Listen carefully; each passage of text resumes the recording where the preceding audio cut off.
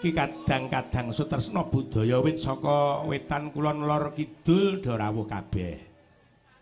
Nggih, ngaturaken sugeng rawuh, sugeng mirsani Sekar Gadung Indonesia. Mas Mulyani sak rombongan saka Ngancar. Nggih, Bapak Mujianto ugi sing saka Ploso Klaten. Niki rencana tahun depan nggih nimbali melih Sekar Gadung nggih, Pak Mujianto nggih. Nggih. Ha iya.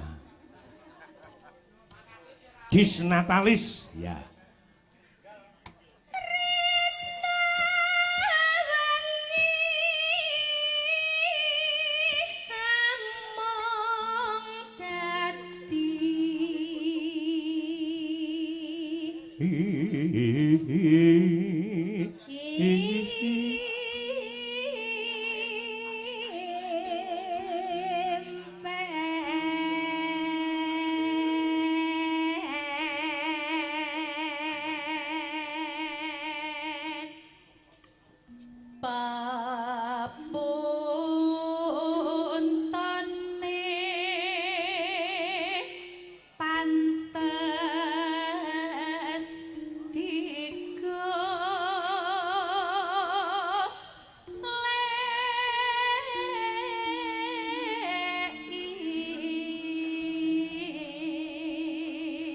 Sing apik ki ana kene iki.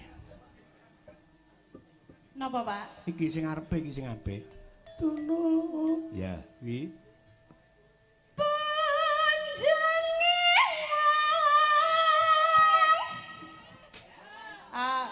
Tunu kok iso punjung ki lho.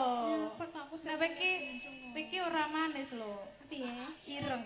Ireng manis, Mbak. Iya, ireng manis. Aja mok wae ireng. Ha wong jane iki piyayi loro ki le padha lho. Coba lek sluput saka le dandan.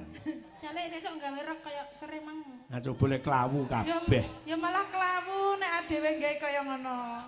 Peryo baute ketok. Apa? Baut, Pak. Niki nek dibuka jarian iki baut tok lho, Pak.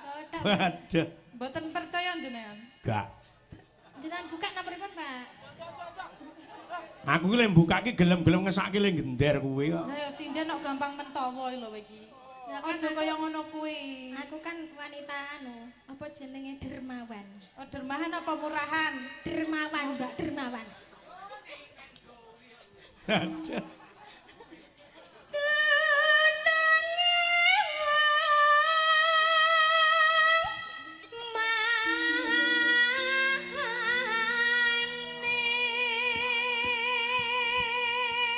Engkang mawa wuyung.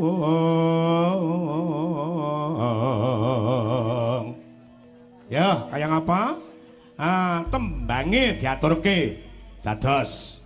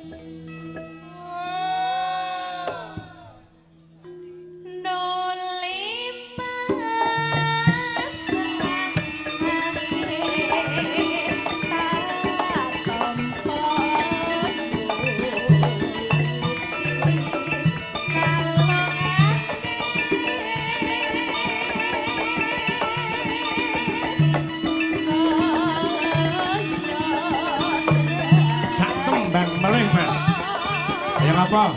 Bablaske mari kangen.